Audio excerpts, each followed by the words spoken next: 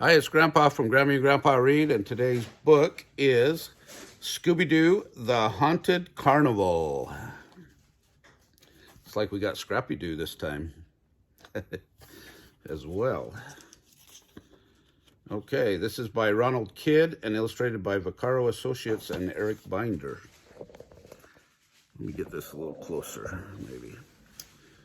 One summer day, Scooby-Doo, Shaggy, Fred, Daphne, Velma, and Scrappy-Doo decided to take a break from detective work and go to a carnival.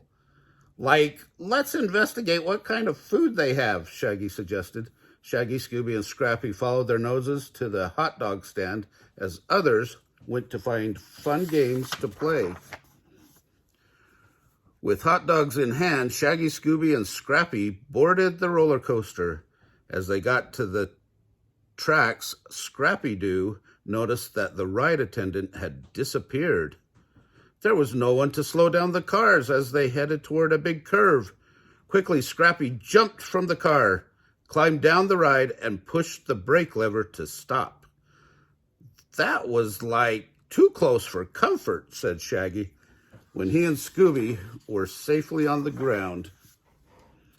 Meanwhile, Velma, Fred, and Daphne were trying their luck at a dart game. On their very first try, Velma popped a balloon, but the balloon was filled with paint that splattered everywhere. "Hey, what kind of prank is this?" Daphne demanded. She looked for the man who had been running the game, but he was gone. The whole gang met up and traded stories, since something strange was definitely going on. They decided to stay together and check out the sideshow. They were enjoying watching Mr. and Mrs. Gullet perform their sword-swallowing act until it was interrupted by a large cloud of smoke. Poof! A masked figure appeared. "I am the Phantom of the Carnival," he yelled. "I warn you, disaster will strike. Run before it's too late." Then he vanished, and in another cloud of smoke, the crowd panicked and ran for the gates. Soon the carnival grounds were quiet, and it was getting dark.